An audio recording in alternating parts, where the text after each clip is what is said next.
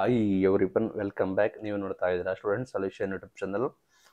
ಕಟ್ಟಡ ಕಾರ್ಮಿಕ ಸ್ಕಾಲರ್ಶಿಪ್ ವಿದ್ಯಾರ್ಥಿಗಳಿಗೆ ಗುಡ್ ನ್ಯೂಸ್.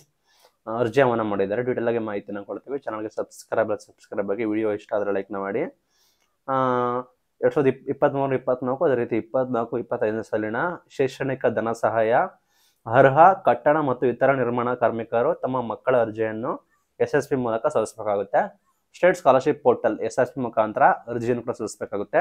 ಕಟ್ಟಡ ಕಾರ್ಮಿಕರ ಸ್ಕಾಲರ್ಶಿಪ್ ಅಥವಾ ಲೇಬರ್ ಕಾರ್ಡ್ ಸ್ಕಾಲರ್ಶಿಪ್ ಅಂತ ಕರೀತಾರೆ. ಇದಕ್ಕೆ ಅರ್ಜಿ ಆಹ್ವಾನ ಮಾಡಿದ್ದಾರೆ. ಡಿಸೆಂಬರ್ 31 ಕೊನೆ ದಿನಾಂಕ ಆಗಿರುತ್ತೆ. ಡಿಸೆಂಬರ್ 31 ಒಳಗೆ ನೀವು ಅರ್ಜಿಯನ್ನು ಕೂಡ ಸಲ್ಲಿಸಬೇಕಾಗುತ್ತೆ.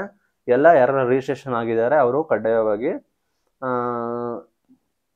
31ನೇ ತಾರೀಕು ಒಳಗೆ, ಡಿಸೆಂಬರ್ 31 ಆಧಾರ್ ಕಾರ್ಡ್ ಲಿಂಕ್ ಮಾಡಿಸಬೇಕಾಗುತ್ತೆ. ಅಲ್ಲದೆ ಆಧಾರ್ ಕಾರ್ಡ್ ಬ್ಯಾಂಕ್ ಜೊತೆ NPCI ಮ್ಯಾಪಿಂಗ್ ಕೂಡ ಕಡ್ಡಾಯವಾಗಿರಬೇಕಾಗುತ್ತೆ. ಇಲ್ಲಿ ಈ ಹಿಂದೆ ಕೂಡ ಧನ ಸಹಾಯಕಕ್ಕೆ ಬಿಟ್ಟಿದ್ರು. ವಿದ್ಯಾರ್ಥಿಗಳು ಮುಂದಿನ ವರ್ಷ ಆಟೋ ರಿನ್ಯೂವಲ್ ಕೂಡ ಮಾಡಿಸ್ಕೋಬೇಕಾಗುತ್ತೆ. ಈ ವರ್ಷ ಯಾರೆಲ್ಲ ಅಪ್ಲೈ ಮಾಡಿದ್ದೀರಾ ಹಿಂದಿನ ವರ್ಷ ಅಂಥವ್ರು ಆಟೋ ರಿನ್ಯೂವಲ್ ಮಾಡಿಸ್ಕೋಬೇಕಾಗುತ್ತೆ. ಅಥವಾ ಹೊಸದಾಗಿ ಅರ್ಜಿ ಸಲ್ಲಿಸೋರು ಸಂಪೂರ್ಣವಾಗಿ ಮಾಹಿತಿನ ಕೊಡಬೇಕಾಗುತ್ತೆ. ಆಟೋ ರಿನ್ಯೂವಲ್ ಕೂಡ ಮಾಡಿಸ್ಕೋಬೇಕಾಗುತ್ತೆ. ಯಾವೆಲ್ಲ ವಿದ್ಯಾರ್ಥಿಗಳು ಕಳೆದ ವರ್ಷ ಎಲ್ಲ ಹಾಕೋ ಬರ್ತಿದ್ದಾರೆ ಅಥವಾ ಕಂಟಿನ್ಯೂಸ್ ಹಾಕೋ ಬರ್ತಿದ್ದಾರೆ ಅವರು ಆಟೋ ರಿನ್ಯೂವಲ್ ಮಾಡಿಸ್ಬೇಕಾಗುತ್ತೆ. ಹೊಸದಾಗಿ ಅರ್ಜಿ ಸಲ್ಲಿಸೋರು ಇದೆ ಫಸ್ಟ್ ಅಂದರೆ ಅವರು ಸಂಪೂರ್ಣವಾಗಿ ಹೋಗಿ ಅರ್ಜಿ ಸಲ್ಲಿಸಬೇಕಾಗುತ್ತೆ. ಇಲ್ಲಿ SSP ವೆಬ್ಸೈಟ್ನಲ್ಲಿ ಮಾಹಿತಿ ಕೊಟ್ಟಿದ್ದಾರೆ, ನೋಡ್ಬೋದು. ಇಲ್ಲಿ ಅದೇ ರೀತಿ ಡಿಪಾರ್ಟ್ಮೆಂಟ್ದು ವೆಬ್ಸೈಟ್ ಇದೆ.